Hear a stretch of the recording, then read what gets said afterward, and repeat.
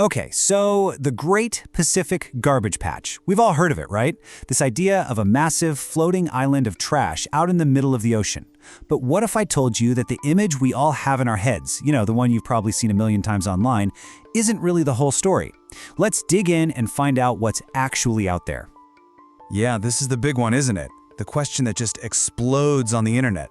Can you really see an island of trash from space? A whole continent made of plastic bottles and old tires?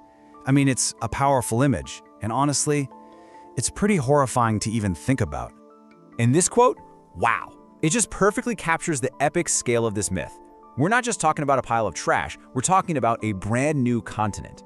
That paints a picture of a solid landmass, right? A new feature on the map. It's so dramatic, so cinematic, it's no wonder the idea has totally captured our imagination. So where did this whole vision of a floating trash continent even come from? I mean, it sounds like something straight out of a movie, doesn't it? Like Waterworld, The Trash Cut. It's this simple, powerful story, absolutely perfect for a headline. But as you might have guessed, the reality is, well, it's a lot more complicated, and definitely not as cinematic. Okay, so how did this story get so big? Let's go back and trace the breadcrumbs. It really boils down to three key moments. It all started way back in 1988 with a scientific prediction.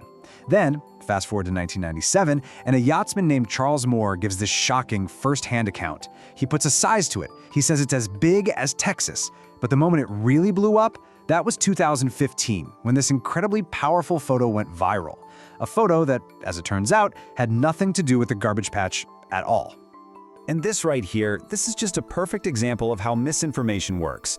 Everyone thought that photo showed the garbage patch, but nope, it was actually heartbreaking debris from the 2011 tsunami in Japan. And that claim that the patch was twice the size of the US? Pure clickbait.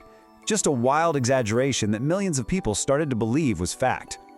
All right, we've busted the trash island myth, so now let's get into the truth. And the truth is, it's a lot less visible, but in a lot of ways, it's way more sinister. This comparison is so important to understand. The myth, a solid floating landfill you can see. The reality, a soupy mess of tiny little plastic bits, microplastics. They're so small, they're basically invisible. Not just from space, you probably wouldn't even see them if you were sailing right through the middle of it.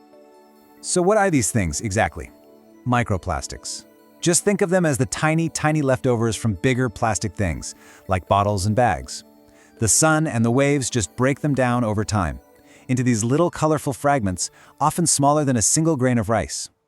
And I think this is just the perfect way to picture it. It's less like an island and more like we're seasoning the planet's soup with toxic confetti.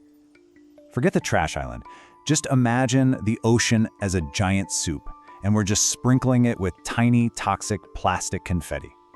That's the real picture. Okay, so why is this distinction so important? Why does it matter if it's a soup or an island?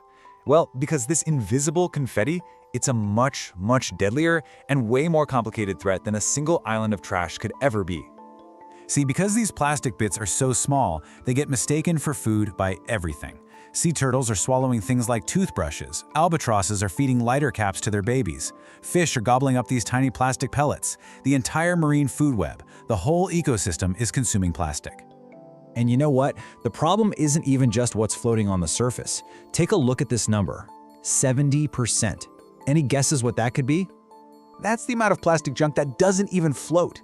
The vast majority of it, 70%, eventually sinks right down to the bottom, just coating the ocean floor. It's totally out of sight, but it's a massive part of the ecosystem down there. And that leads us to this next pretty staggering number, 70 kilograms. Yeah, that's a heavy number in more ways than one. Because that's how much plastic scientists are finding per square kilometer on the ocean floor in these areas. 70 kilos. That's over 150 pounds of plastic junk covering every single square kilometer of the seabed.